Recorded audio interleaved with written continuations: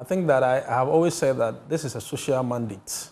It's a social contract mandate that the Trump administration is seeking to implement. Okay. In fact, when Trump came to the Oval Office, he signed what you call protection of the American people from invasion. And this has been the fulcrum of his immigration policies, seeking to create a disincentive or discourage people wanting to settle as immigrants in the U.S. And so if you look at the whole architecture of his campaign promise, it was about getting immigrants out of the U.S.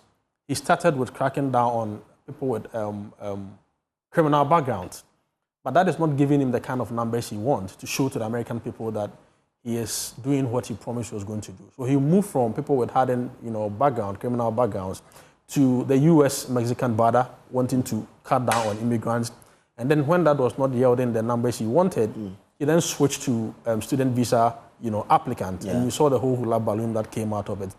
And then from there, he moved to what you call country-specific visa arrangement, where some countries, 19 of them, have been issued travel bans, some partial, some full, to the extent that Ghana has been affected, reducing this visa reciprocity arrangements from 5 years to 3 months single entry.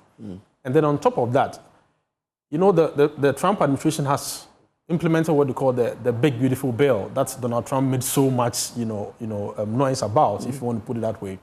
And it was a number of issues that came up before it was accepted in Congress. One of them was immigration. There was health, there was taxes, amongst any other thing. But what you are interested in the immigration part. So the Judicial Review Committee in Congress came up with this idea that, look, you are so much interested in illegal immigrants as one of the routes, illegal migration as one of the routes that people settle in the U.S. But you need to look at a legal perspective, because that is also one of the ways by which people enter into the U.S. and then stick to the country without wanting to leave. So look at the legal means of coming to the U.S. and put a seal, try to regulate it. So one of the things that they came up with when the big beautiful bill was accepted was what they call the visa integrity fee.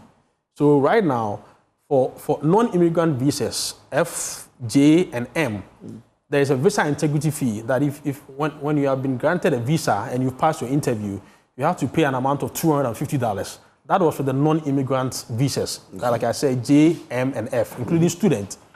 But what has been implemented now, they call it the temporary final rule, which is also an arrangement of the Department of State, is that now there's what they call the visa bond.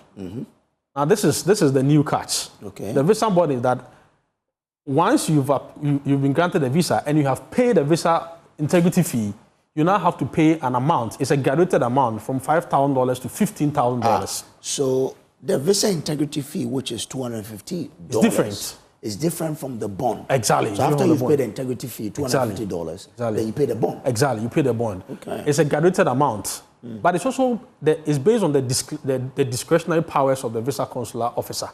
So, of course, if they by your document, if they see that you frequent the place and you obey their rules, you're probably not going to be fined that $5,000.